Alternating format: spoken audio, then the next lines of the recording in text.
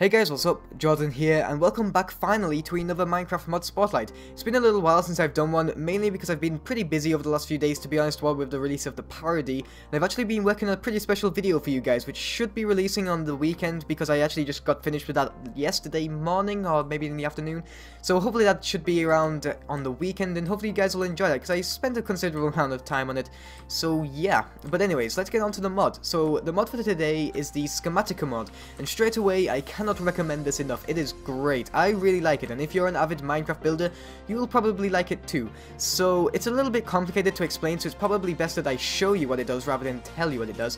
But let's just say, for instance, that I wanted to rebuild this house somewhere. I wanted to rebuild it over there. And you're going, well, to do that, you could copy and paste. Say if you had world edit, you could copy and paste.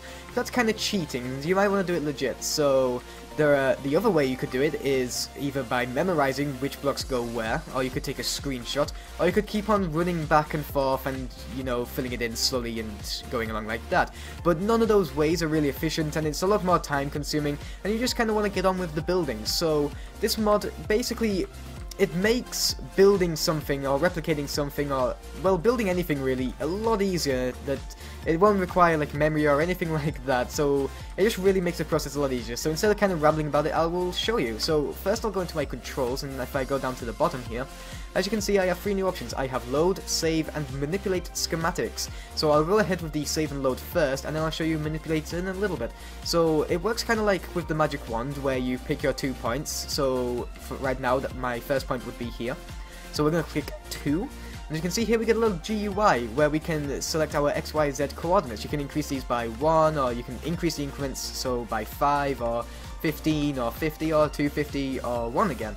So, but if you click red point, it will mark your current block, or coordinates rather, which would be where I'm stood right now. So that's probably what you're going to want to do if you're trying to just kind of highlight a certain house, or the area of a house rather.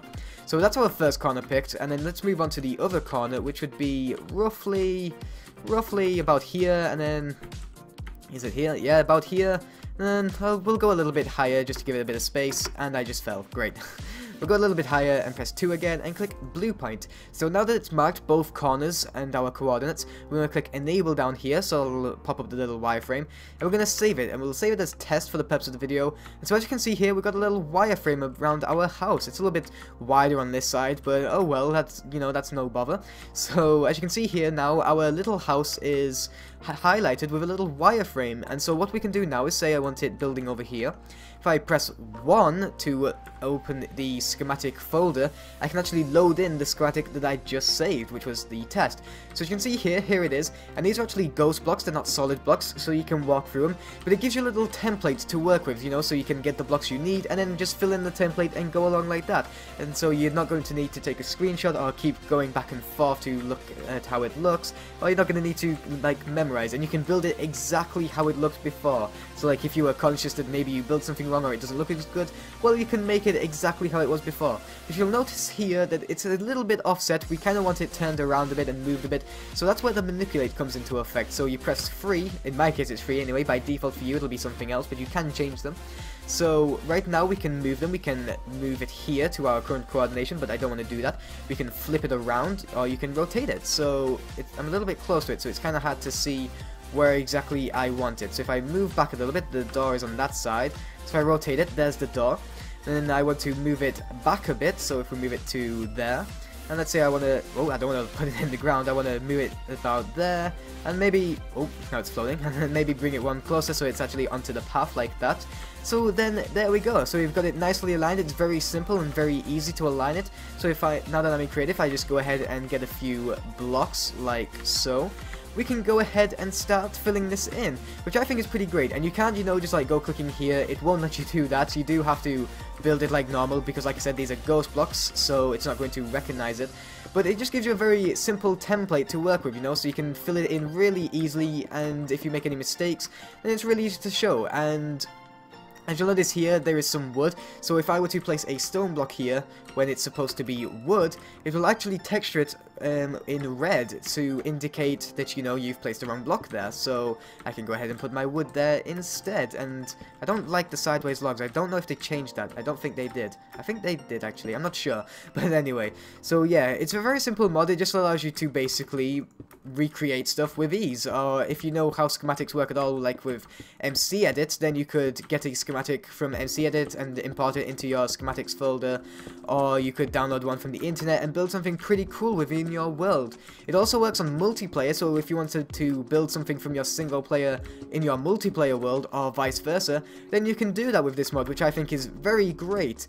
And yeah, it does create a schematics folder in your .minecraft folder, so that's where you will put the schematics folder, or that's where it will save them to. But yeah, I think that's very great. It's very handy, and I really like that. And if you're an avid Minecraft builder, you will probably like it too. And one other thing that I'll quickly go over was the layers option. So as you can see here, we've got all selected at the moment. I can go ahead and select one, which just selects the bottom layer, which in my case is, you know, the it's the stairs and the floor. Or I can go ahead and select layer 2, which is some stone, or layer 3, which is a bit more of the room, or 4, 5, and so on and so forth, which is the roof. But you're probably just going to want to select all if you're recreating something. That'll be a bit easier. And yeah, so that's pretty much what the mod does, guys. It's a very simple mod, but it's very convenient. So yeah, hopefully you enjoyed the spotlight, or review, or whatever you want to call it. Lately, I feel like I've been losing my touch. I don't feel like the commentary is that great. I don't know, that might just be me, because I'm getting very picky lately, and when I'm like that, you guys actually seem to enjoy the video, so it must just be me.